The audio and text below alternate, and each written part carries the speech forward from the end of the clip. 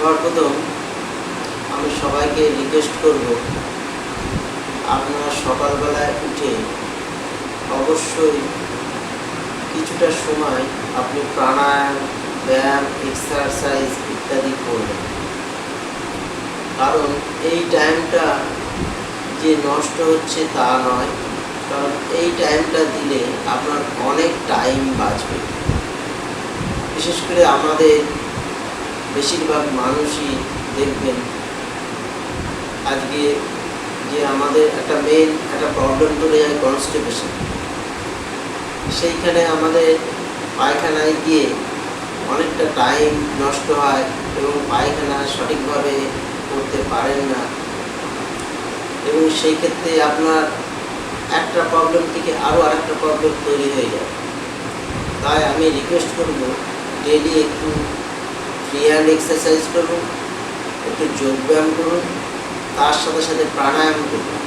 করলে পরে আপনার শরীর স্বাস্থ্য এবং ইমিউনিটি পাওয়ার বৃদ্ধি পাবে। আর যেটা আমরা বহু মানুষ ভুগি কনস্টিপেশন, সেই কনস্টিপেশন থেকে কনস্টিপেশন দূর হবে এবং আপনি দেখবেন নিজেকে খুব সুস্থ সবল বলে মনে করছেন এবং নিজের একটা নিজের ইমিউনিটি পাওয়ারের উপর একটা আস্থা জন্মাবে। এবং ডেইলি ব্যায়াম করলে অবশ্যই আপনি কোনো রোগ দ্বারা আক্রান্ত হবেন না। আপনি ডেইলি ব্যায়াম করুন, দেখবেন সুস্থ থাকবেন। এইবার আপনি সকালে উঠে একটু জগিং করলেন। যে কোনো জিনিস করার আগেই আমরা একটু জগিং ইত্যাদি করলে যেহেতু ওয়ার্ম আপ করা হয়, তারপরে আপনি একটু যে ফ্রি হ্যান্ড আপনি জানেন সেটা একটু করলেন। করে আপনি যখন প্রাণায়াম করতে আসবেন, আপনি জানেন যে আমরা প্রাণায়াম বলতে আমরা বলি ভস্ত্রিকা, এবং সবার আগে প্রাণায়াম করার আগে ওঙ্কার করে নেব। আমরা পদ্মাসনে সবাই বসতে পারি। যদি পদ্মাসনে না বসতে পারেন তাহলে এমনি বসেও করবেন। ওঙ্কারের ব্যাপারে, ওঙ্কারটা কিভাবে করবেন? ওঙ্কারটা প্রথম ওঙ্কার দিয়ে শুরু করি। ওঙ্কারটা হচ্ছে এরকম, দেখুন আমি করছি। ও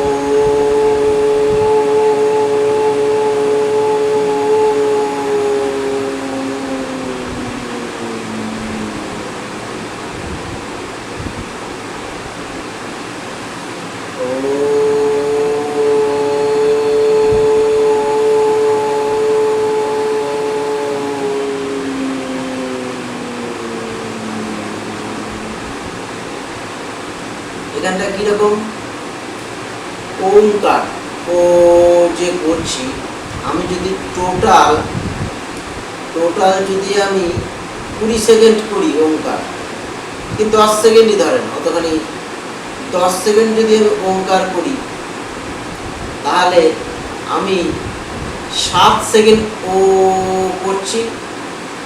7 সেকেন্ড না, আপনি তার 1/4 হচ্ছে 2.5, 5, 7.5, 7 সেকেন্ডই ধরেন। 7 সেকেন্ড আপনি ও করলেন, আর 3 সেকেন্ড যেন এই জিনিসটা আরেকবার ভালো করে দেখুন।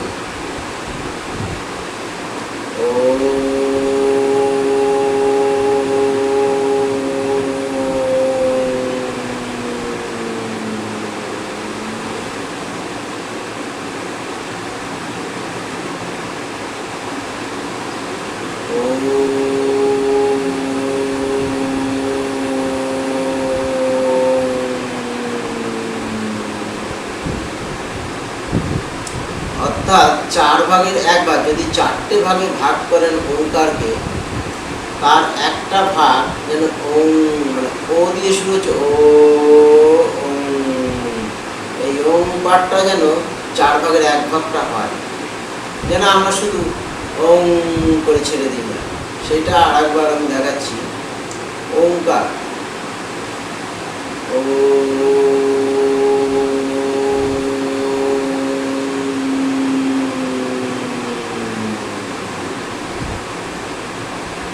ওঙ্কার আপনাকে আপনার পুরো প্রথমত ওঙ্কার আমাদের বিপি কমায়, ব্লাড প্রেশার। আপনি সঠিকভাবে যদি অন্য কোনো চিন্তা না করে খুব শান্তভাবে আপনি যদি ওঙ্কার করেন, ব্লাড প্রেশার কমে দেয়। এই ব্লাড প্রেশার থেকে অনেক রোগ ইত্যাদি তৈরি হয়। ব্লাড প্রেশার যে হলো, আমার ব্লাড প্রেশারটা নিয়ে অনেকে আমরা ভাবি যে আমরা জানি না, যেটা যে ব্লাড প্রেশার থেকে অনেক কিছু রোগ তৈরি হয়ে যেতে পারে। তাই যাই হোক, ব্লাড প্রেশার প্রথমত আপনার ওঙ্কারে খুব সুফল দেয়।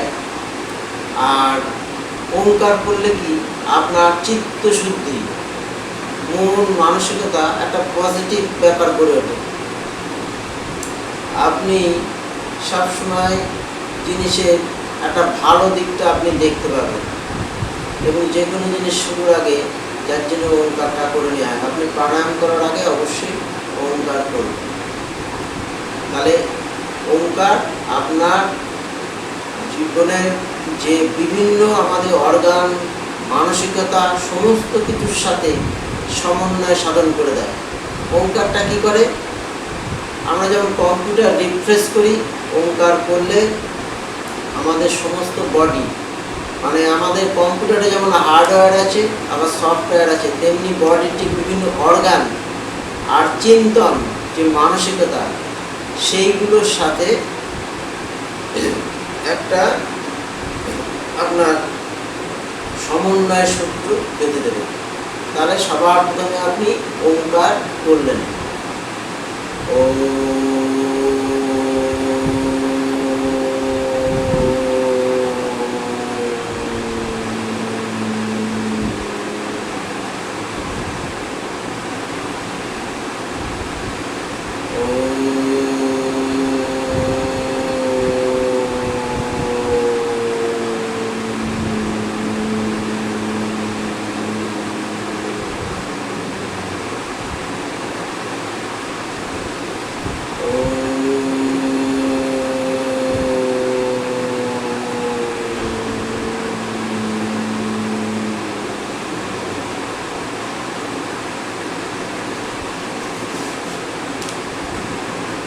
এইবার ভস্ত্রিকা করব আমরা। আর এই টাইমটা করোনার সময় চলছে, আমরা যত প্রতিদিনই একটু প্রাণায়াম করব, একটু বলতে একটু ভস্ত্রিকা করব, একটু কপালভাতি করব, একটু অনুলোম বিলোম করব। তারপরে আপনি আর যে প্রাণায়ামগুলো আপনি জানেন সেসব প্রাণায়ামগুলো করবেন, দেখবেন আপনি ভালো আছেন। এবং তার সাথে সাথে যে মাস্ক পরা এবং যেগুলো স্যানিটাইজার, যেরকম যেসব নিয়মগুলো আছে সেই সবগুলো পালন করে চলবে, তাহলে দেখবেন। এবং সোশ্যাল ডিস্ট্যান্সিং ইত্যাদিগুলো মেনে চলবো, তাহলে দেখবেন আপনি সেফ আছেন। তাহলে আমি সবার প্রথমে ভস্ত্রিকাটা করব।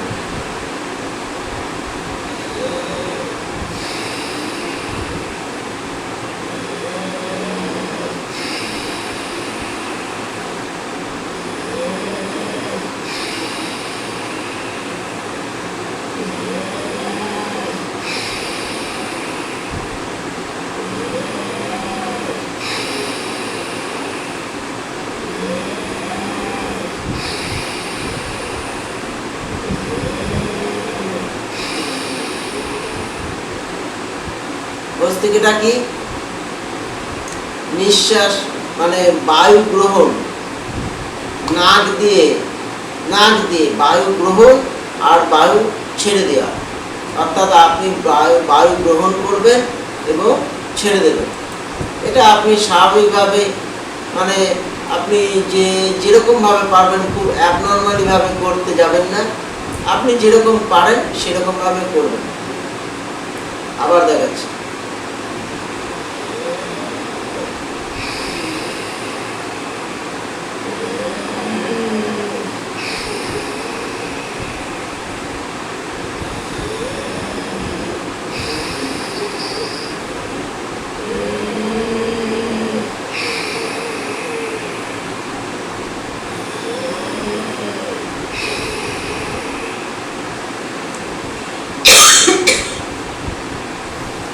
এবার আপনি বায়ু গ্রহণ করলেন আর বায়ু ছাড়লেন, এইভাবে ভস্ত্রিকা করলেন। ভস্ত্রিকা কতক্ষণ করবেন? পারতপক্ষে একবারে 2 মিনিট করার চেষ্টা করবেন। একবারে 2 মিনিট ভস্ত্রিকা করলে আপনারা অন্তত 15 বার থেকে, মানে একবার নিলাম একবার ছাড়লাম, এরকম 15 বার করলে আপনার 2 মিনিট মতো হবে। সুতরাং আপনি 2 থেকে 5 মিনিট ভস্ত্রিকা করবেন এবং মিনিমাম 2 মিনিট করবেন। সেই হিসাবে আমি আরেকটু করছি।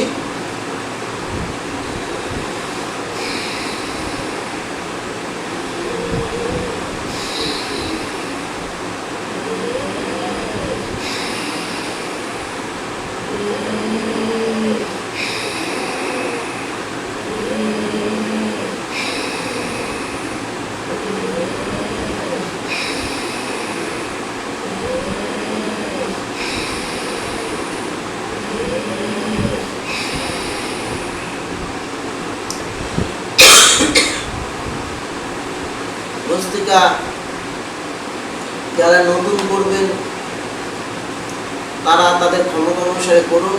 এবং এইগুলো, এই যে আমি জানলে পরে এই জিনিসটা হয় না, আমাকে করতে হবে। সুতরাং আমিও যদি কম করি তো আমার করতে করতে বেঁধে যাবে। তা সেই হিসাবে শুধু জানলে পরেই হয় না, আপনাকে ব্যাপারটা করতে হবে, তবেই আপনার ভালো হবে। এবার ভস্ত্রিকার পরে একটু কপালভাতি করবো, তার আগে একটু রিল্যাক্সিং। একটা জিনিস জানবেন, আপনি একবারে যদি মনে করেন আমি একবারে ভস্ত্রিকা করবো, তারপরে কপালভাতি করবো, তারপরে অনুলোম বিলোম করবো, বাহ্য প্রাণায়াম করবো, সব করে, জিনিসটা সেই রকমভাবে হয় না। এর সাথে সাথে আপনাকে রিল্যাক্সিং ব্যায়ামগুলো করতেই হবে। রিল্যাক্সিং ব্যায়াম বলতে কীরকম আছে, যেমন হাতটা মুষ্টিবদ্ধ করলেন, করে একদম মুষ্টিবদ্ধ করে এটা ঘোরানো, ক্লকওয়াইজ অ্যান্টি ক্লকওয়াইজ, এইগুলোতে আপনার দেহের ওয়ার্ম আপ করে দেবে, দেহটাকে ওয়ার্ম আপ করে দেবে। এবং আপনি আবার মানে জড়তা, দেহের যে জড়তা, প্রাণায়াম করতে গেলে আপনার যে জড়তা রয়েছে সেই জড়তাটাকে কাটিয়ে দেবে, আপনার প্রাণায়ামটাকে আরও সুন্দর করে করতে সাহায্য করবে। এই হলো রিল্যাক্সিং। এগুলো প্রাণায়ামের বাইরে যেগুলো, যে হাত ঘোরানো, কনুইটাকে উপরের দিকে তুলে গোল গোল করে ঘোরানো। কেউ যদি মনে করেন এইগুলো করবো না, শুধু প্রাণায়াম করবো, করতে পারবেন না, কারণ আপনার জড়তা আপনাকে গ্রাস করে নেবে, আপনি দেখবেন প্রাণায়াম না করে উঠে যাচ্ছে। সুতরাং আপনি জানবেন যে আপনাকে কিছুটা টাইম, আপনাকে বিশেষ করে আপনি সারাদিনে 1 ঘন্টা টাইম দিলে আপনার সমস্ত প্রাণায়ামগুলো ভালো মতো হবে।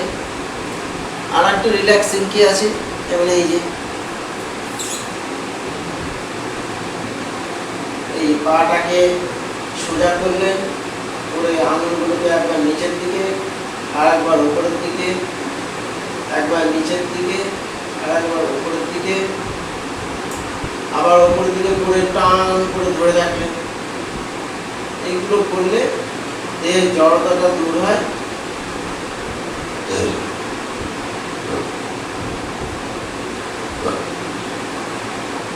এবং দেখবেন যখন এগুলো প্রথম করছেন, দেহে যদি কোনো গ্যাস, পেটের মধ্যে গ্যাস জমে থাকে, দেখবেন সেগুলো বেরিয়ে যাবে আস্তে আস্তে। কারণ সেইগুলো যদি ভেতরে জমা থাকে, আপনি প্রাণায়ামটা করতে গেলে অসুবিধা হবে। এইটার সাথে যাদের একটু বয়স হয়েছে, দেখবেন বেশিরভাগ মানুষ হাঁটুর ব্যথায় ভোগে। এর সাথে সাথে একটু হাঁটুর ব্যায়ামটাও করে নিলেন। কীরকম? হাঁটুটাকে সংকুচিত করে ওপর দিকে টানা। এই দেখেন, এই হাঁটুটাকে এই জায়গাটায় এই সংকুচিত করে ওপরের দিকে টানা, টেনে একটু ধরে রাখেন। হাঁটুটাকে সংকুচিত করে ওপর দিকে টানলেন। এটা অনেক মানুষ হাঁটুর ব্যথায় ভোগেন। এইটাতে হাঁটুর যে ব্যায়াম হয় তাতে হাঁটুর ব্যথা কমে, এবং ডেলি করবে। আমার নিজেই খুব ব্যথা, এমন ব্যথা যে আমি চলতে পারি না, তখন কিন্তু এই ব্যায়ামটাই আমাকে মানে দাঁড় করিয়ে রেখে দিয়েছে। কেউ কিন্তু বুঝতে পারবে না যে আমার ব্যথা রয়েছে, হাঁটুর ব্যথা এমন।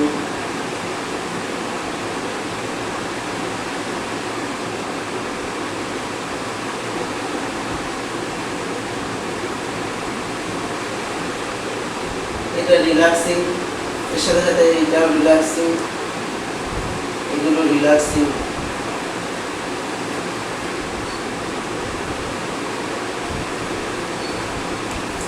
এবার একটু কপালভাতি করব। কপালভাতি আপনার পুরো কপালভাতি যদি আপনি ডেইলি করেন, আশা করি আপনার ঠান্ডা লাগবে না দেহটাকে। যখন আমরা কপালভাতি করি তখন দেহটাকে ভেতরে একটা বিশেষভাবে দেহটাকে গরম করে দেয়।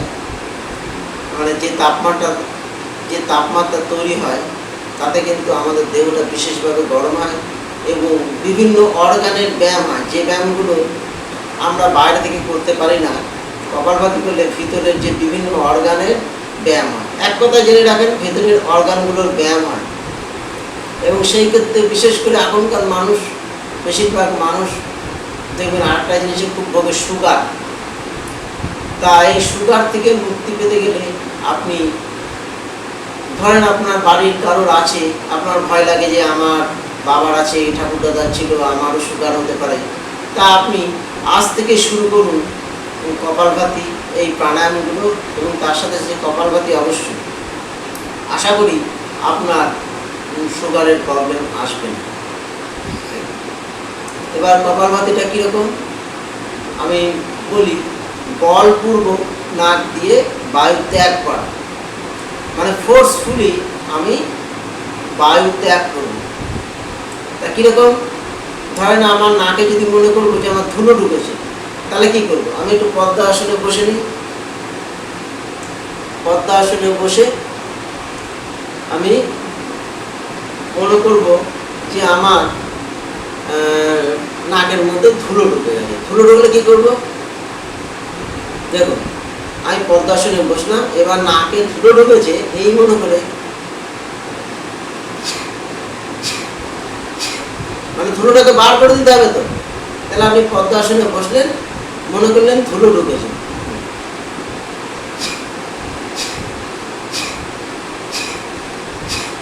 তাহলে আপনি অ্যাকচুয়ালি কি করলেন, যে বলপূর্বক বায়ুটা বার করে দিচ্ছেন। দেখুন,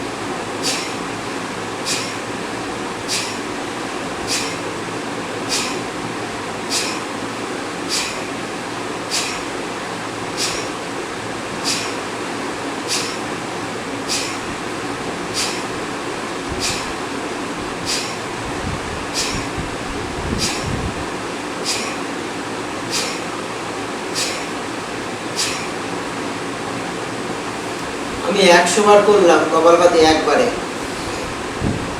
আপনারা যারা নতুন করবেন তারা কিন্তু 100 বার করতে পারবে না একবারে।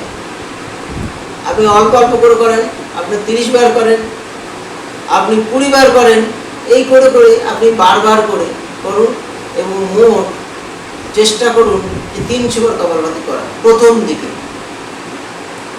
আপনি 5 মিনিটও করতে পারেন, 7 মিনিটও করতে পারেন, 10 মিনিটও করতে পারেন, কিন্তু প্রথম আপনি চেষ্টা করুন অল্প অল্প করে 30 বার করে করুন, তারপরে 30 বার করুন, এই করে অন্তত 100-200 বার করুন।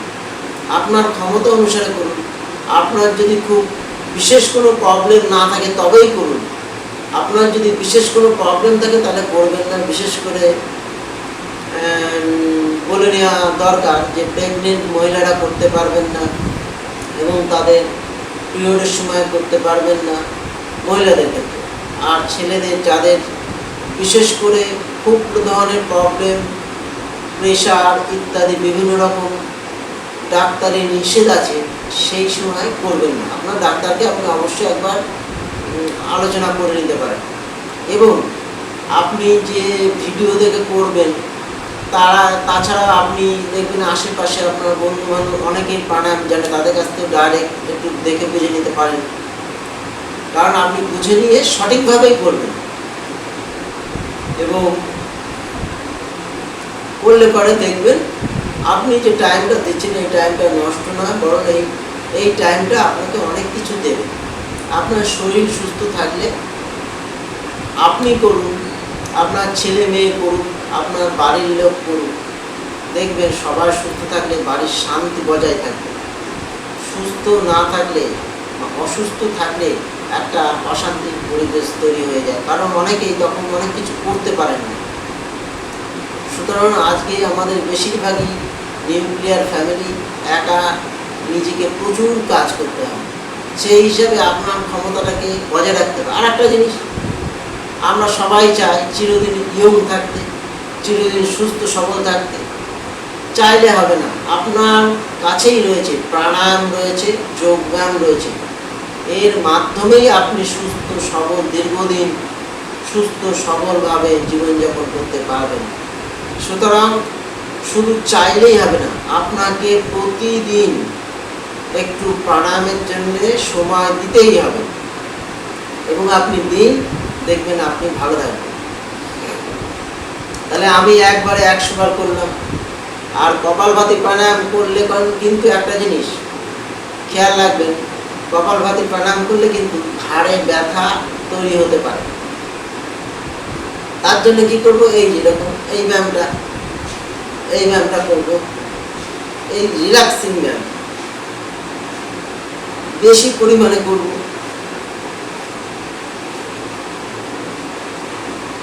এটা করলাম, এটা করব, এই যে হাতটা ঘুরিয়ে ক্লকওয়াইজ আর অ্যান্টি ক্লকওয়াইজ। তাহলে শুধু প্রাণায়াম করলে হবে না, প্রাণায়ামের সাথে রিল্যাক্সিং ব্যায়াম করতে হবে। তাহলে আমি কপালভাতি প্রাণায়াম করলে আপনি অবশ্যই করবেন কি না, ভুজঙ্গ আসন। ভুজঙ্গ আসনটা অবশ্যই করতে হবে যাতে ঘাড়ে ব্যথাটা আপনার না থাকে। ঘাড়ে ব্যথাটা হতে পারে, তখন আপনি বলুন প্রাণায়াম করেই আমার ঘাড়ে ব্যথা হবে। হ্যাঁ, যদি আপনি রিল্যাক্সিং ব্যায়াম ইত্যাদি না করেন তাহলে ঘাড়ে ব্যথাটা হতে পারে, বিশেষ করে কপালভাতি করার সময়। তাহলে আপনি ভুজঙ্গ আসনটা করুন।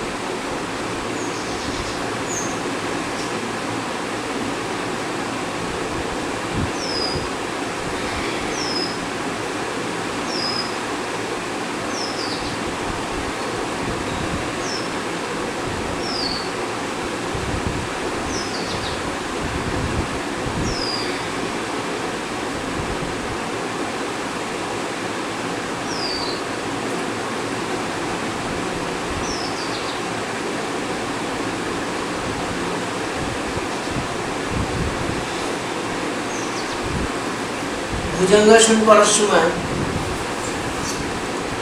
দেখলেন একটা জিনিস, আমি মুখটাকে উঁচু করে ছাদের দিকে তুললাম, আমার নাভিটা উঠে গেল। প্রথমে আপনি তুলে নেন, তারপরে নাভিটাকে মাটির সাথে ঠেকান। এতে যে আপনার শরীরের যে একটা চাপ তৈরি হবে, তাতে দেখবেন আপনার, এবং এই ভুজঙ্গাসনের ফলে আপনার স্পন্ডিলাইটিস কিন্তু কমে যাবে। যাদের স্পন্ডিলাইটিস আছে এবং যাদের একটু বয়স হয়েছে, 35-এর পরেই ডেলি ভুজঙ্গাসন করা উচিত। ভুজঙ্গাসন ডেলি করলে আপনার স্পন্ডিলাইটিস হবে না, হলে পরেও সেরে যাবে। তবে একটা জিনিস, যদি ব্যথা থাকে, যদি আপনার ধরেন ব্যথা করছে, সেই সময় ব্যথাটা কমিয়ে নিতে হবে। ডাক্তারের পরামর্শ মতো চলে আপনি ব্যথাটা কমিয়ে নেন, তারপরে ভুজঙ্গাসন করবেন।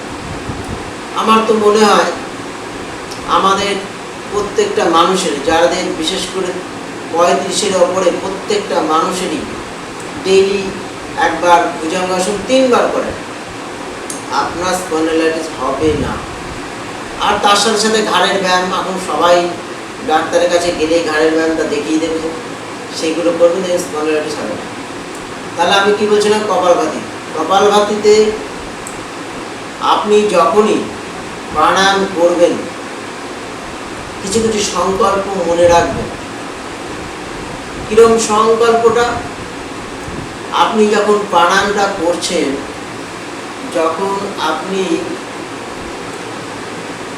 ধরেন ওই যে বায়ুটা বের করছেন, আপনি মনে করবেন আপনার দেহ থেকে সমস্ত বিষ, সমস্ত রোগ ব্যাধি, এই আপনি যখন ছাড়ছেন যেরকম, তখন সমস্ত দেহের বিষগুলো বেরিয়ে যাচ্ছে। এইটা মনে করবেন, অবশ্যই মনে করবেন।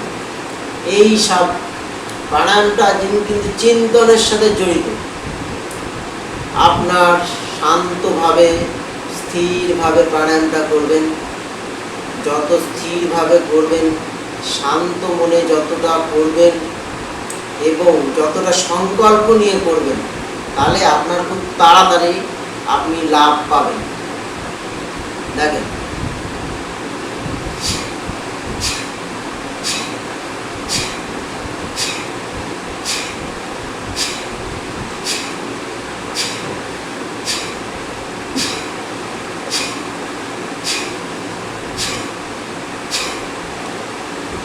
যখন আপনি এই যে বায়ুটা বের করে দিচ্ছেন, আপনি চিন্তা করুন আপনার সমস্ত রোগ ব্যাধি, দেহে যত পয়জন, সব বেরিয়ে যাচ্ছে।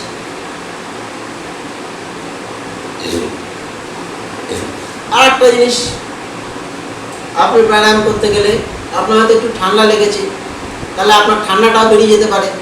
তাহলে ঠান্ডাটা বেরিয়ে গেলে আপনি একটা রুমাল রাখেন, ঠান্ডাটা বেরোতে দিন, দেখবেন ঠান্ডাটা উঠতে উঠতে, বেরোতে বেরোতে পরে আর ঠান্ডাটা তৈরি হচ্ছে না, আর বেরোবে তো প্রশ্নই থাকছে না। তাহলে ওই বেরোতে বেরোতে আপনার দেখবেন ঠান্ডাটা আস্তে আস্তে কেটে যাবে, দেহটা গরম হয়ে যাবে, আপনার ঠান্ডাটা কেটে যাবে।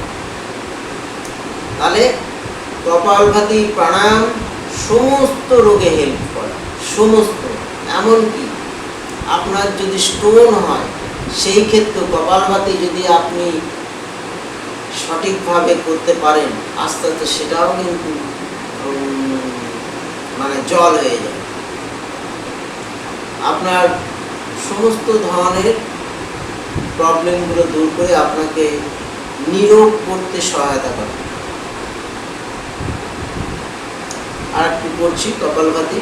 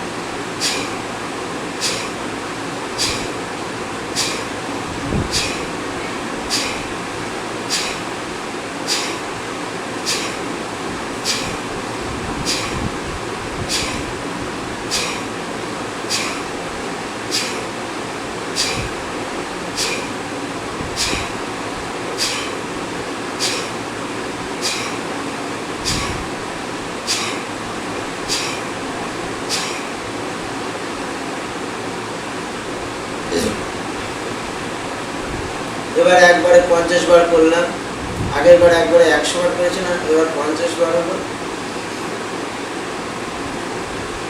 নিজের ক্ষমতার বাইরে যাবেন না। কপালভাতি করার সময় আপনার ঢেকুর ইত্যাদি উঠতে পারে, উঠলে তো ভালোই, সাথে সাথে রিল্যাক্সিং করবেন। আর একটা জিনিস, কপালভাতির সাথে প্রাণায়ামের সাথে জড়িত অ্যাকুপ্রেশার, বিশেষ করে কপালভাতি করার পর আপনার অনেকেই জানেন যে আমাদের বিভিন্ন অ্যাকুপ্রেশার পয়েন্ট আছে হাতে, হার্টের পয়েন্ট আছে, কিডনির পয়েন্ট আছে, আরও বিভিন্ন রকম, চোখের পয়েন্ট আছে, হাতের প্রত্যেকটা পয়েন্টে অ্যাকুপ্রেশার পয়েন্ট আছে। সেই পয়েন্টগুলো অ্যাক্টিভেট হয় মানে আপনি দেখবেন হাতে চাপ দিলে দেখবেন একটু ব্যথা ব্যথা লাগছে, সেইটাকে বলে অ্যাকুপ্রেশারের সুইচ। তাহলে এই অ্যাকুপ্রেশার সুইচগুলো করতে হয় কি, যে জায়গাটায় ব্যথা সেই জায়গাটায় আপনি 5 বার টিপে দেবেন, 5 বার টিপে দেবেন, বেশি টিপতে যাবেন না। তাহলে সারা হাতের যে বিভিন্ন পয়েন্টগুলো আছে, হাতটাকে আপনি একটু অ্যাকুপ্রেশারের পয়েন্টগুলোর ওপর একটু চাপ দেবেন, এই আঙুল দিয়েই চাপ দিলেন, তাহলে আপনার অ্যাকুপ্রেশারেরও কাজ হলো।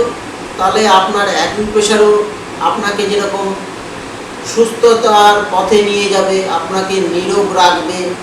আপনি জানেন প্রিভেনশন ইজ বেটার দ্যান কিউর, সুতরাং আপনি জানবেন প্রাণায়ামের সাথে, বিশেষ করে কপালভাতি করার পরেই অ্যাকুপ্রেশার পয়েন্টগুলো অ্যাক্টিভেট হয়ে যায়। সেই ক্ষেত্রে অ্যাকুপ্রেশার পয়েন্টগুলো আপনি চাপ দেবেন বিভিন্ন, তাহলে আপনি এই দিক দিয়ে উপকার পাবেন। আচ্ছা, কপালভাতি আপনি নিজের ক্ষমতা অনুসারে করবেন।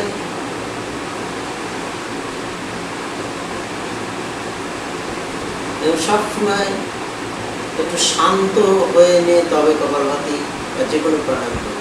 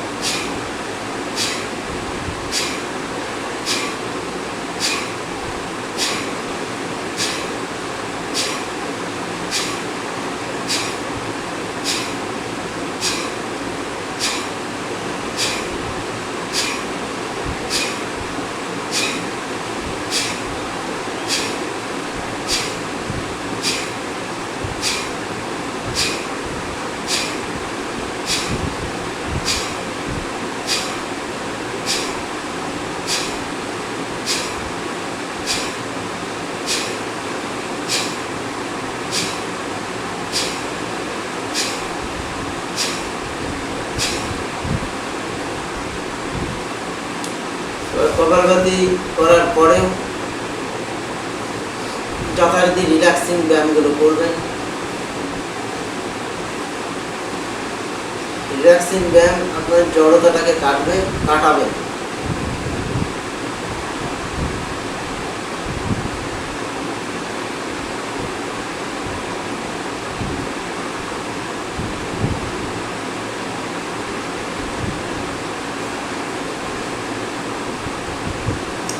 কপালভাতি হয়ে গেলে বাহ্য প্রাণায়াম করব। বাহ্য প্রাণায়ামটা অনেকে দেখে মনে করে এটা কঠিন কোনো ব্যাপার না।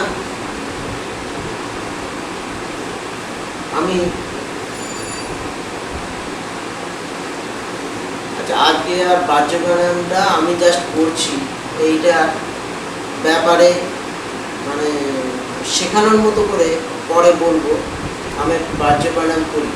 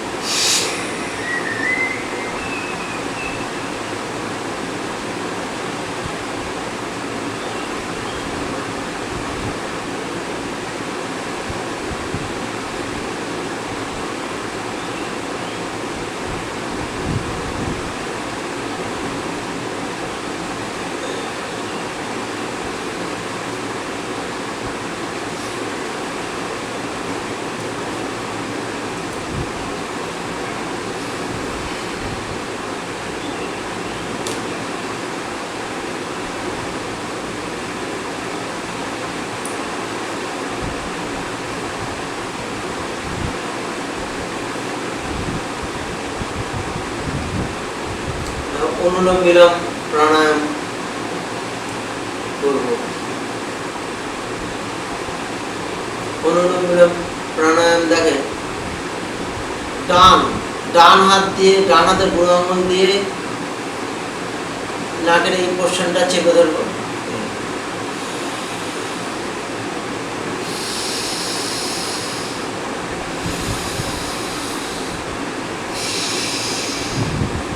কি করলাম? এটাও নিঃশ্বাস নেওয়া আর ছাড়া। ডান হাত দিয়ে, ডান হাতে ডান নাকটা, আপনারা হয়তো ইমেজে উল্টো দেখতে পারেন, ডান নাকটা দিয়ে নিঃশ্বাস নিলে, দিয়ে এইটা দিয়ে আবার এই পাশটা বন্ধ করে ওইটা দিয়ে ছাড়লেন, যেটা দিয়ে ছাড়লেন সেটা দিয়ে আবার নেবেন।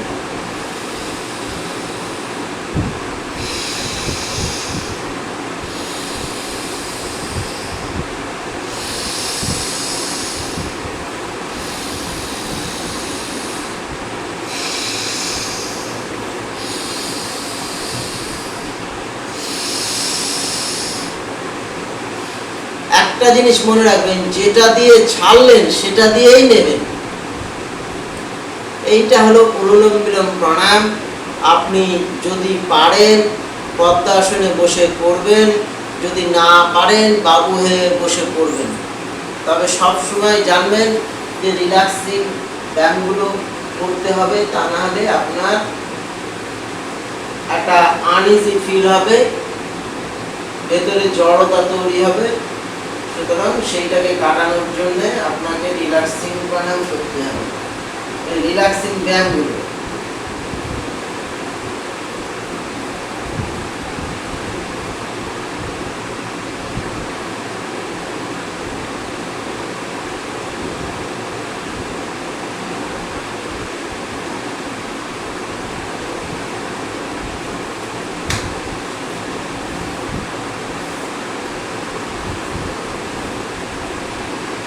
বাটারফ্লাই, এটা রিল্যাক্সিং, এটা একটা রিল্যাক্সিং। পুরো পা দুটোকে জড়ো করে টেনে ভেতরের দিকে লাগিয়ে দেন, দিয়ে হাঁটু দুটোকে বাটারফ্লাই।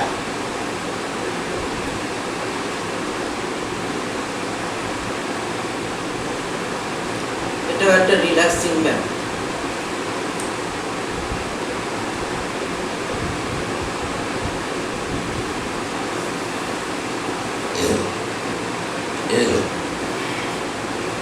দেখুন এই পয়েন্ট, এই যে অ্যাকুপ্রেশার পয়েন্ট, সমস্ত অ্যাকুপ্রেশার পয়েন্টগুলো প্রাণায়াম করার পরে, বিশেষ করে কপালভাতি করার পরে, প্রত্যেকটা অ্যাকুপ্রেশার পয়েন্ট যেটা হাতে আছে আবার পায়ের নিচেও আছে, সেই পয়েন্টগুলো আপনি চাপ দেবেন 5 বার করে, এবং সমস্ত পয়েন্টগুলো টিপবেন, আঙুলগুলো টিপবেন এইরকমভাবে।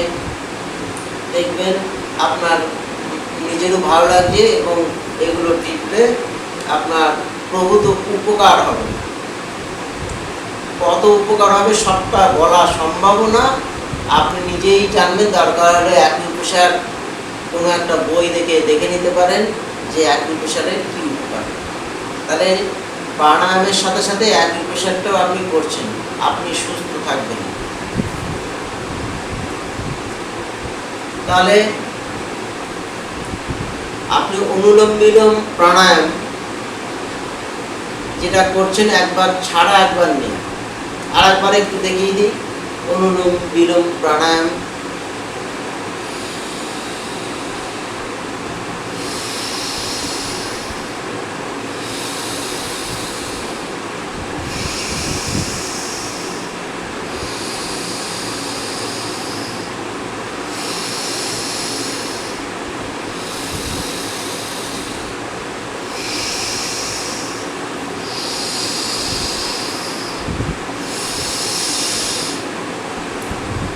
তবে বদ্ধ ঘরে করবেন না, খোলা জায়গায় করবেন, অন্তত জানলা দরজা খুলে করবেন।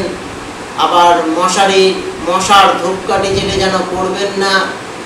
সুতরাং আপনাকে করতে হবে, কিন্তু বদ্ধ ঘরে করলে হবে না।